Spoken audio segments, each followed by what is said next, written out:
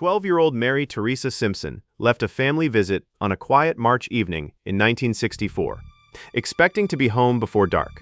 She never made it back. 4 days later, the search for a missing little girl ended in heartbreak, leaving a family shattered and an entire New York community asking the same question: who took Mary away from the people who loved her? For 61 years, her father never got the answer. Detectives came and went. Leads dried up, witnesses disappeared, and the person responsible seemed to have vanished into history. But Mary was never forgotten. Long after newspaper headlines faded and hope appeared lost, a tiny piece of evidence continued telling a story no one could hear. It waited in silence for decades. Then, in a stunning breakthrough, science finally revealed the truth. The answer had been hidden for more than half a century. This is the story of Mary Theresa Simpson, a little girl whose voice was stolen, a family that spent generations searching for justice, and the shocking discovery that finally exposed her killer 61 years. Before we dive deeper into the story of Mary Theresa Simpson, kindly consider subscribing to the channel. Every subscription helps us continue producing in-depth crime documentaries like this one. Stories that not only seek answers for victims and their families, but also raise awareness about the circumstances surrounding these crimes. Your support helps this channel grow and continue its mission of using knowledge, awareness, and education as tools in the fight against crime. Now, let's get to the details of Mary Theresa Simpson's story. In March 1964, the city of Elmira, New York, was the kind of place where people still left their doors unlocked. Children walked to friends' houses. Neighbors knew each other by name, and when a young girl left home on a Sunday afternoon, nobody imagined they might never see her again. But on March 15, 1964, 12-year-old Mary Theresa Simpson disappeared. No screams were heard. No witnesses came forward with answers. No suspect was identified. It was as if she had simply vanished into thin air. Days later, the discovery that followed would shock the entire community. Police launched one of the largest investigations the region had ever seen.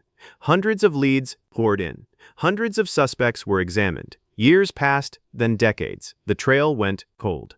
Witnesses grew old. Investigators retired. Some died. And eventually, many people began to believe the truth would never be known. Yet hidden inside a small piece of evidence preserved from 1964 was a secret waiting more than 6 decades to be uncovered.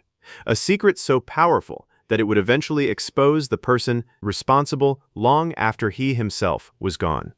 For 61 years, Mary Theresa Simpson's case remained one of New York's oldest unsolved child homicide investigations. Then modern science accomplished what generations of detectives could not.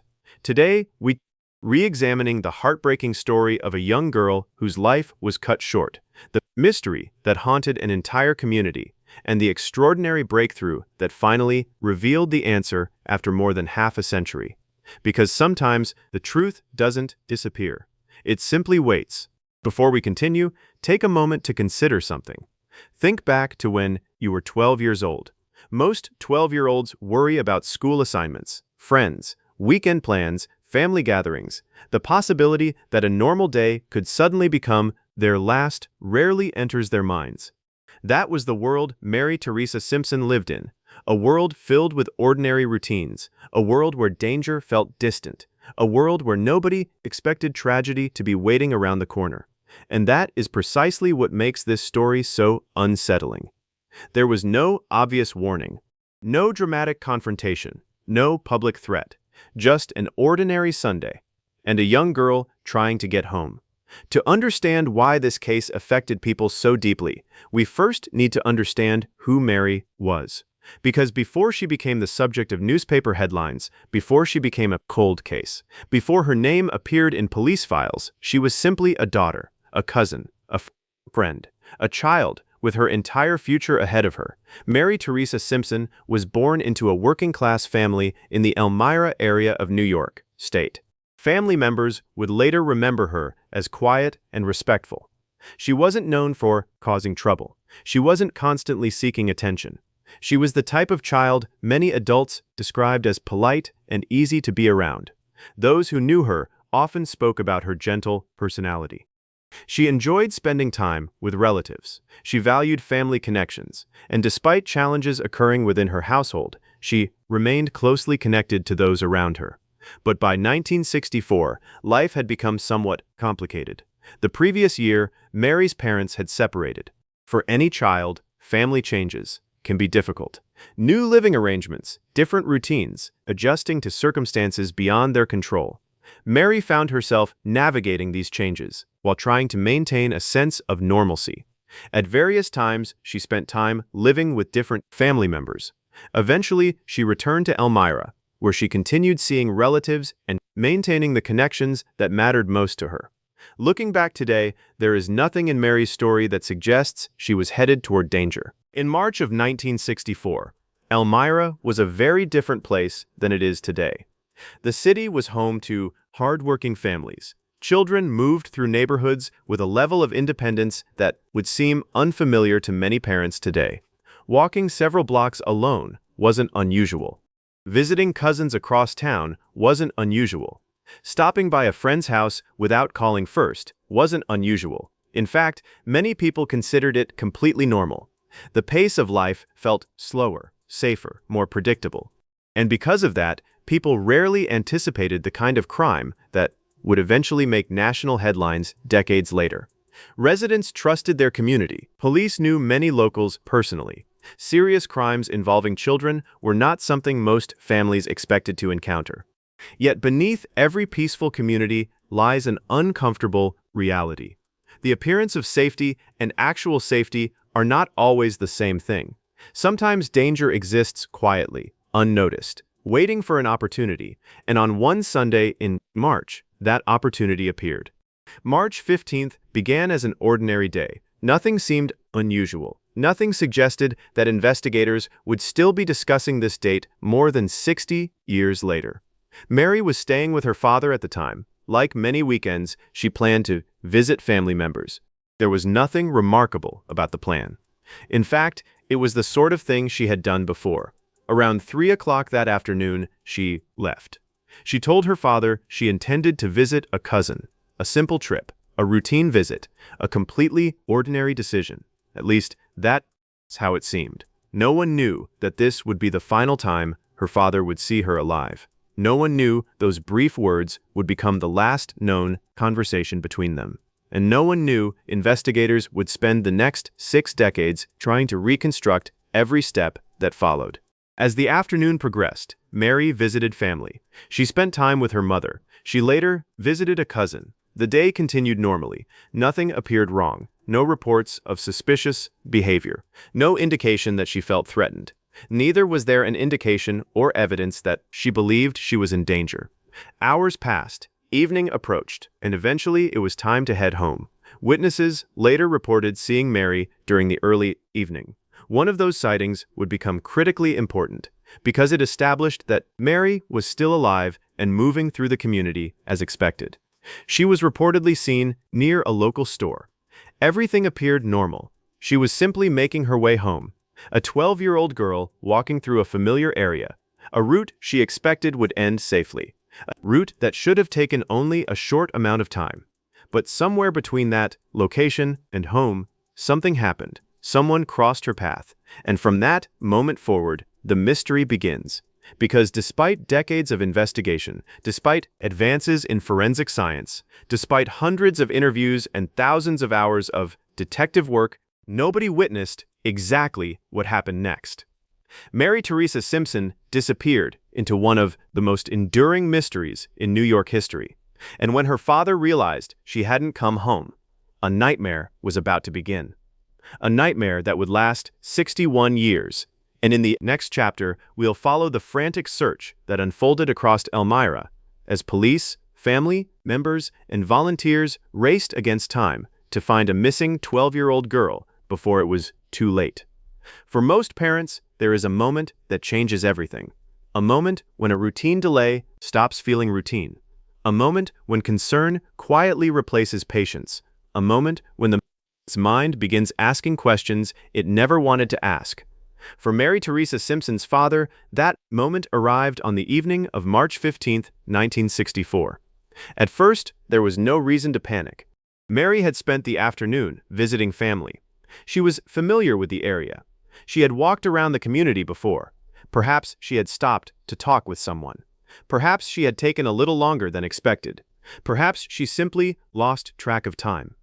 Those explanations seemed reasonable, at least in the beginning. But as the evening continued, the situation became increasingly difficult to ignore. Hours passed, darkness settled over Elmira, and Mary still hadn't returned home. By that point, concern was rapidly turning into fear. Family members began asking questions. Had anyone seen her recently? Had she decided to stay somewhere unexpectedly? Could there have been a misunderstanding? One by one, those possibilities were examined, and one by one, they began to fall apart. Nobody knew where Mary was. Nobody could explain why she hadn't come home. And nobody could tell her father whether she was safe. Eventually, the decision was made to contact authorities. Around 11 p.m., Mary was officially reported missing. At that moment, no one could have imagined the investigation that was about to unfold. Because what started as a missing child report would eventually become one of the oldest unsolved homicide cases in New York State. Today, when a child goes missing, investigators have access to technologies that simply didn't exist in 1964. Mobile phone data, surveillance cameras, license plate readers, digital records, GPS tracking, social media activity. None of those tools were available to detectives in Elmira. Investigators had to rely on something far less certain: human memory, witness accounts, door-to-door interviews, and the hope that someone had seen something important. The challenge was enormous. Every passing hour mattered, and the longer Mary remained missing, the more difficult it became to determine what had happened. Police immediately began gathering information. Where had she been seen? Who had spoken with her? What route was she likely taking home? Could she have left voluntarily? Had she met someone unexpectedly? Had she accepted a ride? Every possibility had to be considered. At first, investigators still hoped there was an innocent explanation. Perhaps she had become stranded somewhere. Perhaps she had gone to another relative's home. Perhaps she would return by morning. But as the hours became a full day, optimism started to fade. Meanwhile, word spread throughout the community. In a city where many residents knew one another, news traveled quickly. People began talking. Neighbors discussed the disappearance. Friends shared information. Families checked with relatives. Residents watched for any sign of the missing girl. The atmosphere in Elmira shifted almost overnight. A community that had gone to sleep expecting normalcy woke up facing uncertainty. And uncertainty has a way of creating fear, particularly when a child is involved. Many residents couldn't understand how someone could simply vanish. Mary wasn't known for running away. She wasn't known for reckless behavior. Everything about the situation felt wrong. The more people learned, the more troubling the disappearance became. Because there seemed to be no logical explanation, police intensified their efforts. Searches expanded throughout the area. Investigators explored locations where Mary might have gone. Officers checked vacant properties. They examined isolated areas. They followed every lead available. Community members joined the effort. Volunteers participated in searches. People looked through fields. Roadways were examined. Wooded areas were checked. Everyone hoped for the same outcome: that Mary would be found alive, that she would walk through a door somewhere, that this would become nothing more than a frightening misunderstanding. But as the search continued, those hopes grew increasingly fragile. Days passed. Still no answers. Still no sign of Mary. Still no explanation. The uncertainty was becoming unbearable for investigators, for residents, and especially for her family. Every hour brought new questions, yet no meaningful answers. Then came March 19th, 4 days after Mary disappeared. A day that would permanently alter the course of the investigation, and a day that many in Elmira would never forget. That afternoon, a local resident was hiking with his sons in a wooded area near Combs Hill Road in Southport, southwest of Elmira. At first, nothing appeared unusual. It was simply another outing, another walk through a familiar area. Then, something caught their attention. What they discovered immediately prompted concern. Authorities were contacted. Investigators responded. And before long, the heartbreaking reality became clear. The search for Mary Theresa Simpson was over. But the search for answers was only beginning. News of the discovery spread rapidly. The community that had spent days hoping for good news was suddenly confronted with devastating reality. A 12-year-old girl had lost her life. The outcome everyone feared had become real. Residents struggled to process what had happened. Many remembered where they were when they heard the news. Parents looked at their own children differently. The sense of security people once felt began to disappear. Because the question now wasn't simply where Mary had gone. The question was who had done this, and whether that person was still living among them. Investigators immediately secured the area. Evidence collection began. Every detail mattered. Every observation mattered. Every piece of information could potentially identify the person responsible. But even in those earliest moments, detectives faced a difficult reality. There were no obvious answers waiting at the scene, no immediate suspect, no straightforward explanation. Instead, investigators were confronted with a puzzle that would remain unsolved for decades. Still, detectives worked tirelessly. Witnesses were interviewed, timelines were reconstructed, known movements were analyzed. Officers attempted to determine where Mary had been, who she may have encountered, and what events led to her disappearance. One fact became increasingly clear. Somewhere between her last confirmed sighting and her expected arrival home, she had encountered the individual responsible. The challenge was determining who that person was. As investigators dug deeper, another troubling realization emerged. The person responsible may not have been a stranger passing through town. The possibility existed that the offender had local knowledge, perhaps someone familiar with the area. Someone comfortable moving through the community without attracting attention. Someone who had blended into everyday life. That possibility unsettled residents, because if true, it meant the offender could be anyone, a neighbor, an acquaintance, someone seen regularly around town. Someone who appeared completely ordinary. And history has repeatedly shown that some of the most dangerous individuals often appear exactly that way, ordinary. In the days that followed, leads began pouring into police headquarters. Tips arrived from across the region. Witnesses reported suspicious encounters. Possible suspects were identified. Rumors spread. Names circulated. Investigators chased every credible lead. Some appeared promising at first. Others quickly collapsed under scrutiny. But despite the growing volume of information, one crucial element remained missing. Evidence pointing decisively toward a single suspect. And without that evidence, the case remained trapped in uncertainty. Yet detectives refused to give up, because they believed someone knew something. Someone had seen something. Someone had information capable of breaking the case open.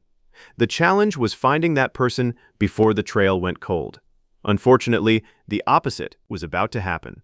As weeks turned into months, one of the largest investigations in Elmira's history would begin facing a devastating obstacle, the passage of time.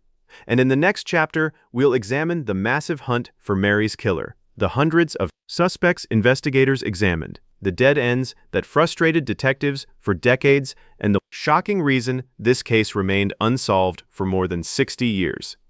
By the spring of 1964, the city of Elmira had become consumed by a single question: who killed Mary Theresa Simpson? It seemed like a simple question, yet the answer remained frustratingly out of reach. Investigators had a victim, they had a timeline, they had witness statements, they had physical evidence collected from the crime scene. What they didn't have was the one thing every homicide investigation desperately needs: a suspect who could be conclusively connected to the crime. And so began an investigation unlike anything the community had ever witnessed. In the days following the discovery, detectives worked around the clock. Every hour mattered. Every lead mattered. Every conversation mattered. The pressure was immense. A child had been murdered. The community wanted answers, the family wanted answers, and investigators wanted answers just as badly. But wanting answers and finding them are often two very different things. The reality detectives faced was brutal. The person responsible had left behind remarkably little information that could immediately identify them. No witness had stepped forward, saying they saw the crime occur. No one had identified a specific vehicle. No one could provide a name. Instead, investigators were forced to build the case piece by piece, a process that would consume years, then decades. Police began what would become an enormous investigative effort. Officers interviewed neighbors. They interviewed relatives. They interviewed classmates, teachers, store employees, drivers, workers, anyone who may have crossed paths with Mary during her final day. The goal was simple: reconstruct every movement, every interaction, every possible encounter. Investigators wanted to know exactly where she had been, who she had spoken with, and whether anyone unusual had entered her orbit. The challenge was that human memory is imperfect, especially after a traumatic event. People often remember fragments, pieces, moments, but not always enough to create a complete picture. And while many individuals genuinely wanted to help, detectives quickly discovered that separating useful information from speculation would be one of the biggest obstacles in the case. As news coverage intensified, tips began arriving from all directions. Some came from concerned residents, others came from individuals convinced they had identified the killer. Still, others were based entirely on rumors, and in a close-knit community, rumors can spread faster than facts. Names began circulating. Certain individuals attracted attention. Others became subjects of suspicion simply because they behaved differently or happened to be in the wrong place at the wrong time. Detectives had to carefully evaluate every lead, because while some tips turned out to be meaningless, all it would take was one credible piece of information to change the entire investigation. So they chased every possibility, no matter how unlikely it seemed. Months passed, then more months. The suspect list continued to grow and grow and grow. Eventually, investigators would examine approximately 300 individuals connected to various leads. 300. Think about that for a moment. 300 different people who, at one point or another, were considered worthy of investigative attention. 300 possibilities. 300 opportunities for the truth to emerge. Yet somehow, the actual killer remained hidden. Each time detectives thought they were making progress, the trail seemed to disappear. A promising lead would collapse. A witness statement would prove unreliable. An alibi would be confirmed. And investigators would find themselves back where they started, searching, waiting, hoping. One of the most frustrating aspects of the case involved timing. Today, many criminal investigations are solved through surveillance footage. A suspect's movements can be tracked. Vehicles can be identified. Digital records can place individuals at specific locations. In 1964, none of those advantages existed. If someone committed a crime and no witness saw them, identifying them became exponentially more difficult. Detectives often relied on interviews, physical evidence, and old-fashioned investigative work. And while those methods have solved countless cases, they also have limitations, especially when dealing with a crime committed in a matter of minutes, a crime with few witnesses, and a suspect who successfully avoided drawing attention. As the investigation expanded, another troubling possibility emerged. What if the offender had never appeared on investigators' radar? What if the person responsible had never generated suspicion? What if detectives were looking in the wrong direction entirely? The possibility was unsettling, yet it couldn't be ignored. History has shown that many offenders remain undetected precisely because they appear ordinary. They blend into communities. They avoid attracting attention. They maintain routines that seem completely normal, and because of that, people rarely suspect them. Could that be what happened here? At the time, investigators didn't know, but decades later, that question would prove astonishingly important. For Mary Theresa family, every passing month brought renewed pain. The investigation remained active, but active did not mean successful. No arrest had been made. No suspect had been publicly identified. No explanation had been provided. The uncertainty became its own kind of burden. Not knowing can be extraordinarily difficult. It leaves families trapped between hope and grief, always waiting, always wondering, always asking the same questions: what happened, why, and who was responsible, questions that seemed increasingly unlikely to receive answers. As the years passed, the case slowly entered a stage feared by every investigator: the cold case phase. This doesn't mean detectives stop caring. It doesn't mean the investigation is abandoned. It simply means active leads begin disappearing faster than new ones emerge. Witnesses move away. Memories fade. Documents become harder to locate. Potential evidence deteriorates. And each year that passes creates new challenges. In many cases, those challenges become impossible to overcome. That is why so many cold cases remain unsolved forever. The passage of time becomes the offender's greatest ally.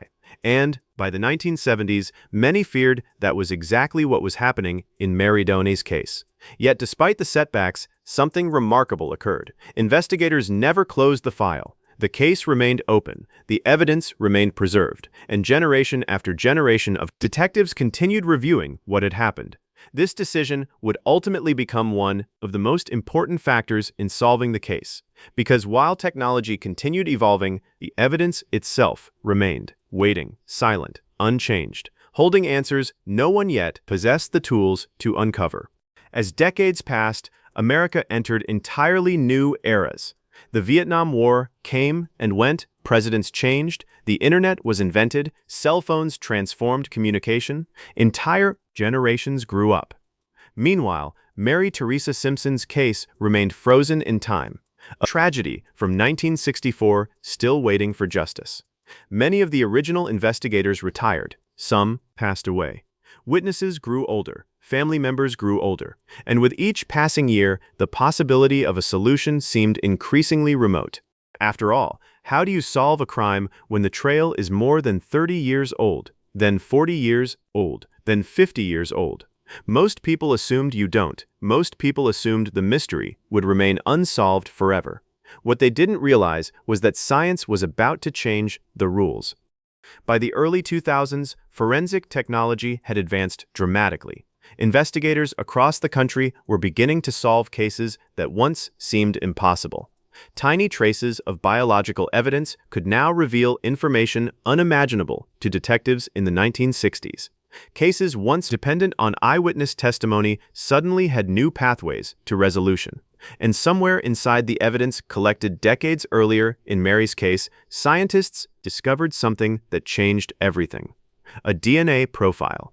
For the first time, investigators had a genetic signature connected to the person responsible. It was a breakthrough, a major breakthrough, the kind investigators dream about, the kind capable of solving a cold case, or so it seemed. Because despite obtaining the DNA profile, detectives encountered a devastating problem. The profile matched nobody, not a single person, no suspect, no offender in the system, no answer. The breakthrough that appeared capable of solving the mystery had led investigators directly into another dead end, or at least that's what they believed at the time. Because what nobody realized was that this DNA profile wasn't the end of the story. It was only the beginning.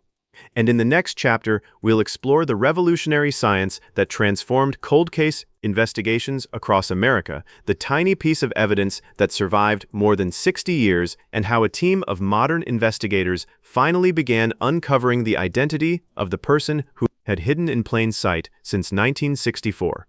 For more than half a century, Mary Theresa Simpson's case existed in a strange state of limbo. Investigators knew a crime had occurred. They knew a child had lost her life. They knew someone was responsible. Yet they couldn't put a name to that person. The answer seemed trapped somewhere beyond reach, close enough to imagine, far enough to remain impossible. And then science began changing the rules, not just for Mary's case, for cold cases everywhere. Across the United States, investigators were witnessing something extraordinary. Cases that had sat dormant for decades were suddenly being solved. Crimes from the 1970s, the 1960s, even older. Mysteries that had survived generations were finally yielding answers. Not because witnesses suddenly remembered something, not because offenders confessed, but because technology had evolved far beyond anything detectives could have imagined when those crimes were first committed. And Mary's case was about to benefit from that evolution.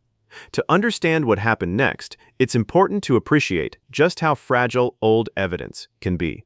Many people assume evidence lasts forever. The reality is very different. Physical evidence can deteriorate. Storage conditions matter. Handling matters. Time matters. In countless cold cases, critical evidence simply doesn't survive long enough to be useful decades later. Yet in Mary's case, investigators had something precious, evidence that had been preserved, evidence that continued existing long after the original investigation, evidence carrying a hidden story, a story written not in words, but in DNA. For decades, nobody knew just how important that evidence would become, yet it remained there, waiting, patiently, for science to catch up. When forensic experts eventually developed a DNA profile connected to the case, investigators felt a surge of optimism. Finally, they possessed something objective, something scientific, something capable of identifying a suspect, or so they hoped. The profile was entered into law enforcement databases. Detectives waited. Perhaps the offender had been arrested for another crime. Perhaps their DNA was already in the system. Perhaps the mystery was only days away from being solved. But the database search produced nothing. No match, no identity, no breakthrough. The profile existed. The offender existed. Yet the two remained disconnected. Imagine knowing you possess the fingerprint of a mystery person, but having no idea whose fingerprint it is. That was the situation investigators faced. The DNA was real. The suspect was real. But there was no bridge connecting them, at least not yet.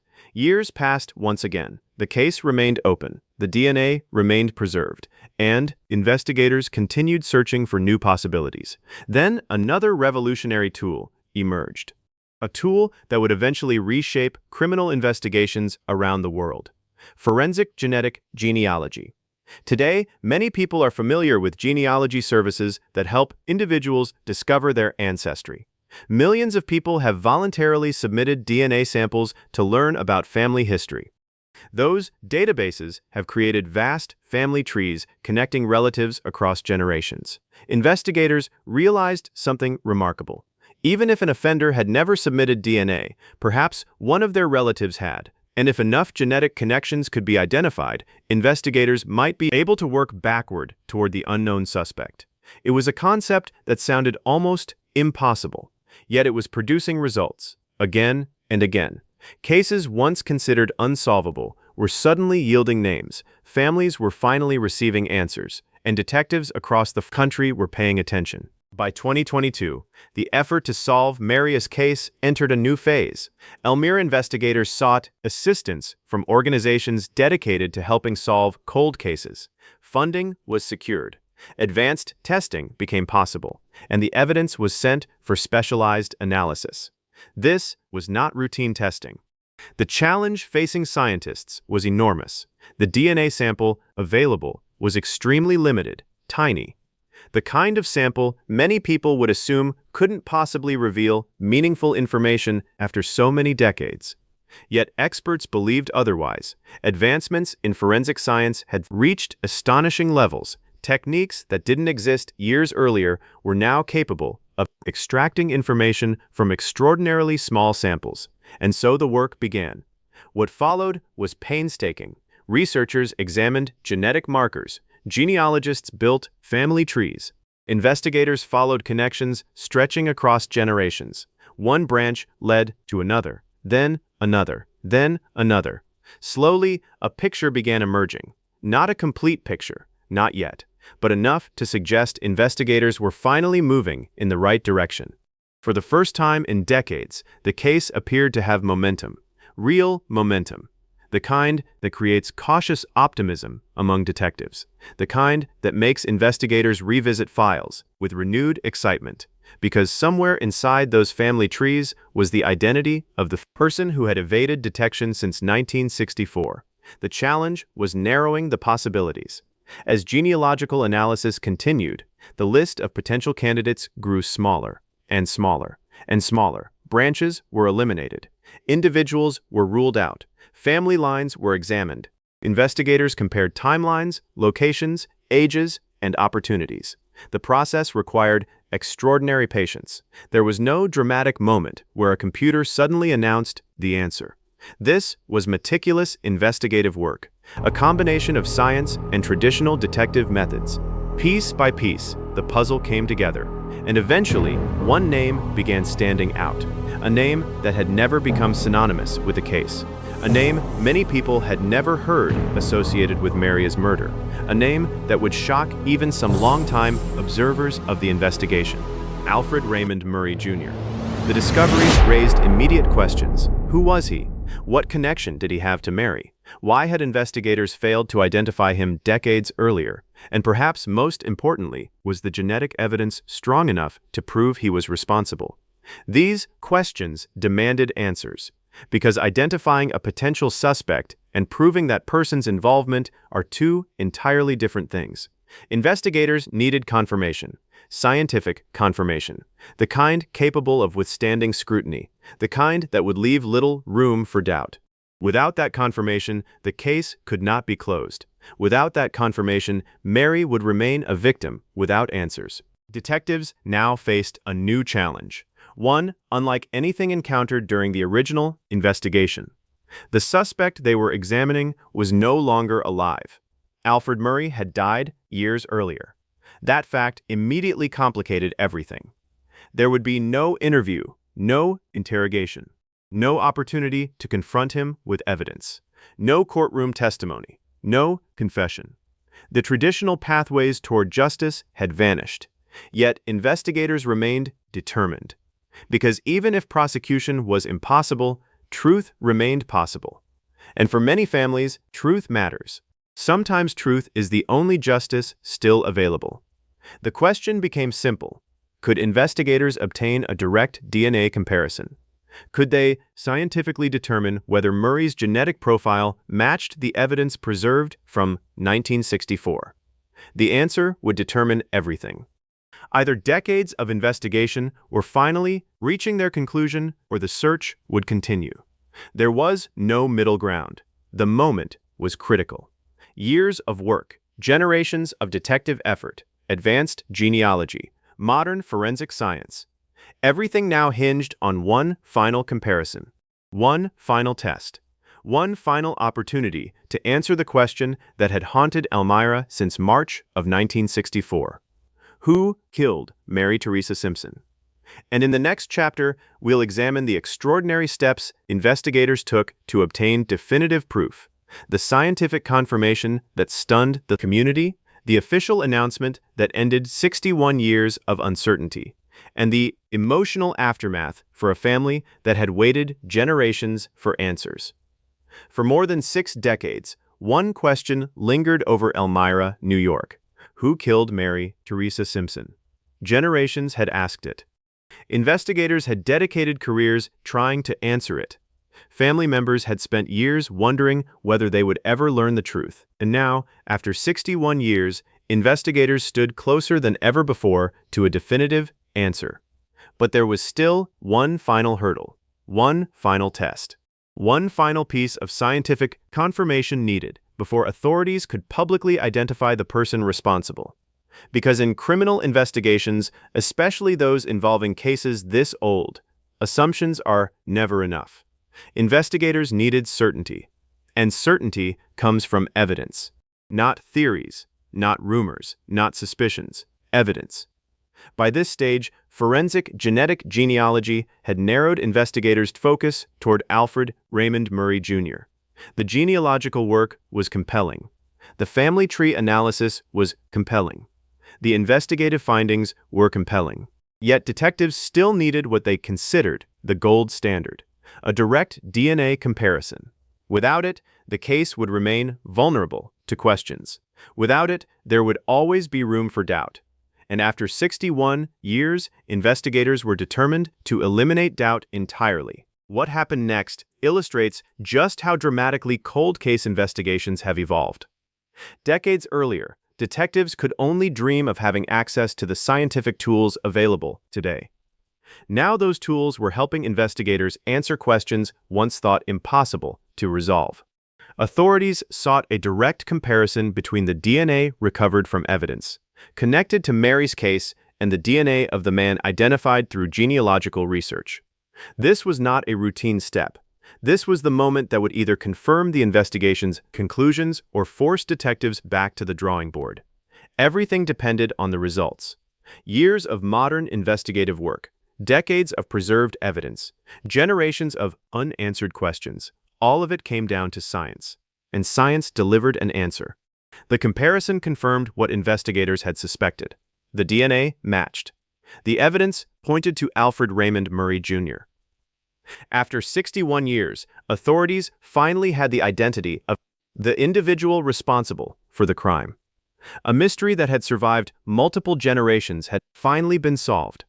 The person who had escaped identification throughout the original investigation had been identified through modern forensic science. For detectives working the case, it represented a remarkable achievement. For the community, it was a moment of closure. For Mary and his family, it was the answer they had been denied for most of their lives. And for cold case investigators everywhere, it became another powerful example of how advances in science continue rewriting what is possible. Yet even with the identity established, the case carried an unusual reality. There would be no arrest, no courtroom trial, no jury deliberations, no sentencing hearing, because Alfred Murray was already dead. He had passed away years earlier. That fact changed everything from a legal perspective, and it created one of the most bittersweet aspects of the entire story. The truth had finally emerged, but the traditional justice system could no longer act upon it. Many people unfamiliar with criminal law often ask a reasonable question. If investigators know who committed the crime, why can charges still be filed? The answer lies in a fundamental principle of the legal system. Criminal proceedings require a living defendant. A defendant must be able to appear in court, must be able to confront evidence, must be able to exercise legal rights, must be able to participate in their defense. When a suspect dies, criminal prosecution becomes legally impossible. As a result, authorities cannot conduct a criminal trial against a deceased individual. That principle applies regardless of how strong the evidence may be. So while investigators were able to identify the offender, they could not pursue a conventional prosecution. Instead, the case was resolved through an official investigative determination. In practical terms, that meant authorities concluded they had sufficient evidence to identify the perpetrator and formally close the investigation. For some observers, that outcome can feel frustrating. After all, many people associate justice with courtrooms, with convictions, with sentencing, with prison. Yet cold case investigators often emphasize that truth itself carries tremendous value, especially for families who have spent decades living with uncertainty. For 61 years, Mary Theresa's family had been left with questions that never seemed to have answers, questions that followed them through birthdays, through holidays, through major life events, through entire generations. Now, at last, they knew. And knowing matters, even when traditional prosecution is no longer possible. Perhaps one of the most surprising twists in the entire investigation was this. According to reporting surrounding the case, Murray was not widely recognized as a major suspect during the original investigation. Think about that. Hundreds of individuals were examined. Hundreds of leads were pursued. Yet, the person responsible apparently avoided becoming the central focus of investigators. For decades. This revelation highlights an uncomfortable truth about many cold cases. Sometimes, the offender isn't the obvious suspect. Sometimes the offender isn't the person generating rumors. Sometimes the offender isn't the individual attracting attention. Sometimes they move quietly through life without ever drawing significant scrutiny. And by the time technology catches up, years or even decades have already passed. When authorities publicly announced the identification, the reaction was immediate. News organizations covered the breakthrough. Cold case researchers discussed the findings. Members of the public expressed amazement that a case from 1964 had finally been solved. Many people were struck by the sheer passage of time, 61 years, entire lifetimes. Children had become grandparents during the course of this investigation, yet the evidence had survived. The case had survived, and eventually the truth had survived as well. For law enforcement, the announcement represented more than just the resolution of a single case. It demonstrated the importance of preserving evidence, the importance of maintaining cold case files, the importance of never assuming a mystery is unsolvable. Because had investigators discarded evidence years earlier, the outcome may have been very different. Had the case file been forgotten, the outcome may have been very different. Had later generations of detectives decided the case was hopeless, the outcome may have been very different. Instead, the investigation endured. And because it endured, the answers eventually arrived.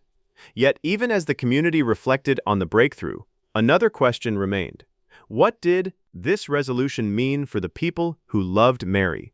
How did family members react after waiting more than 6 decades? Could any amount of time truly heal a loss like this? And can closure ever fully arrive when justice comes so late? Those questions lie at the heart of the final chapter of this story. Because while forensic science solved the mystery, the human impact of the case extends far beyond laboratory results and investigative announcements. There is a common belief that time heals all wounds.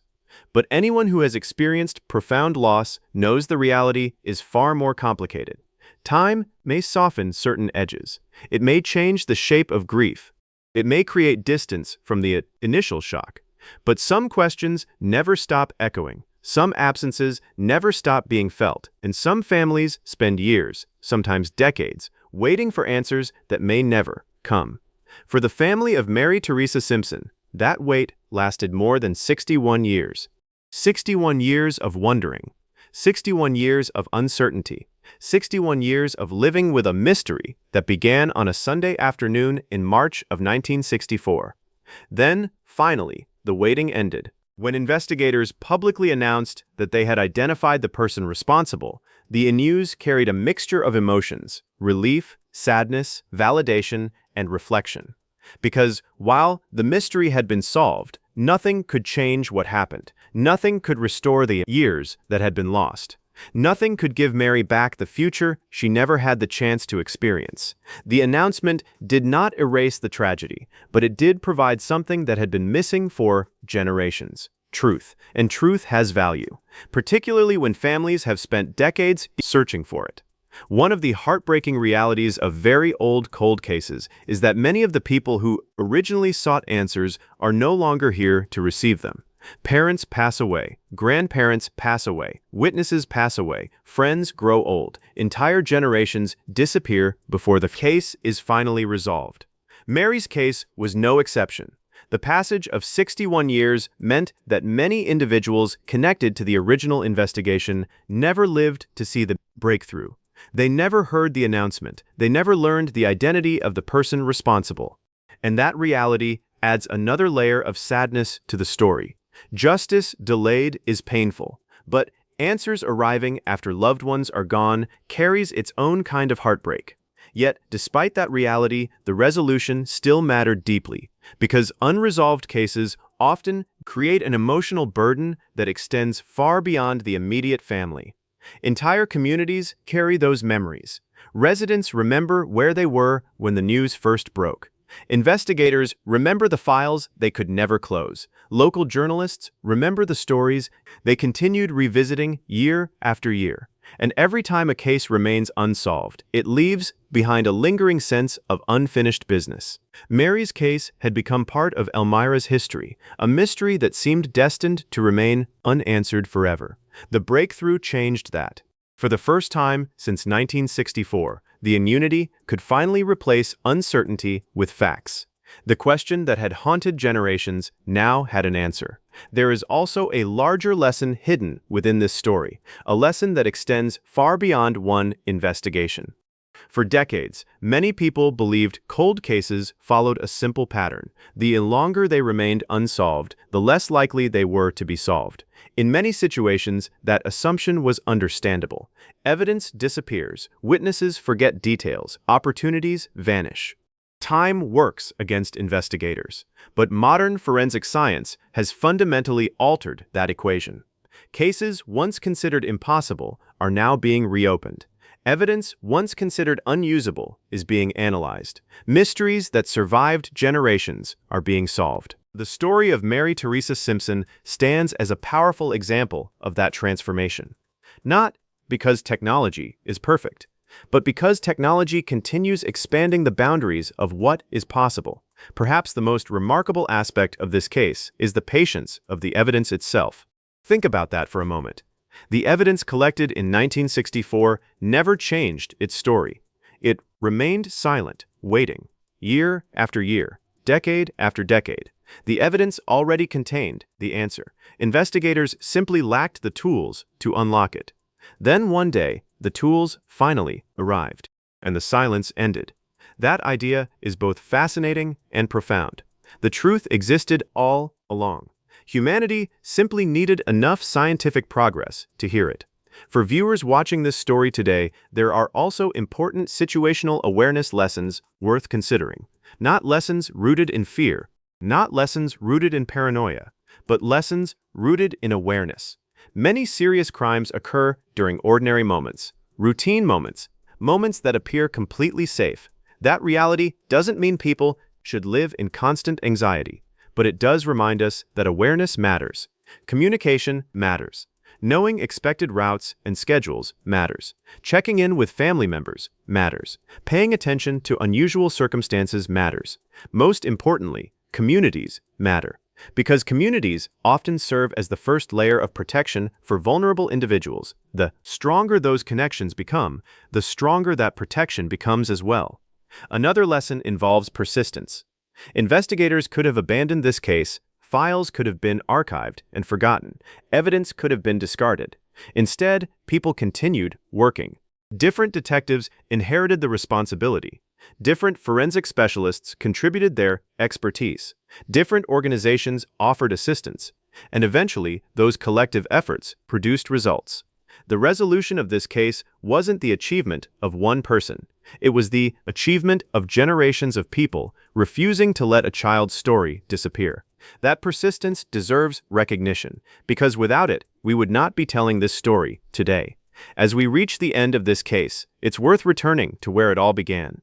A 12-year-old girl leaves home on a Sunday afternoon. She visits family, she spends time with people she loves. She begins the journey home. Then she vanishes. For decades, that moment remained frozen in uncertainty, a mystery stretching across generations, a question without an answer, a story without an ending. Then, 61 years later, the ending finally arrived. Not through luck, not through coincidence, but through determinations, preservation, and scientific advancement. And because of that, Mary Theresa Simpson is no longer remembered solely as a cold case. She is remembered as a child whose story mattered enough for people to keep searching, long after others might have stopped. In the case of Mary Theresa Simpson, that determination finally brought answers after 61 years of silence. And while no resolution can undo the tragedy of March 1964, the truth ensured that Mary was never forgotten. Her story endured, her name endured, and ultimately the search for answers endured too. Thank you for watching. If you found this documentary meaningful, consider subscribing to this channel and sharing it so that stories like Mary and Daz continue to be remembered, not for the crime itself, but for the perseverance, humanity, and pursuit of truth that followed. Because sometimes the most extraordinary part of a cold case is not how long it remained unsolved. It's the fact that someone never stopped looking, watching, searching, and sharing. And in this case, that made all the difference.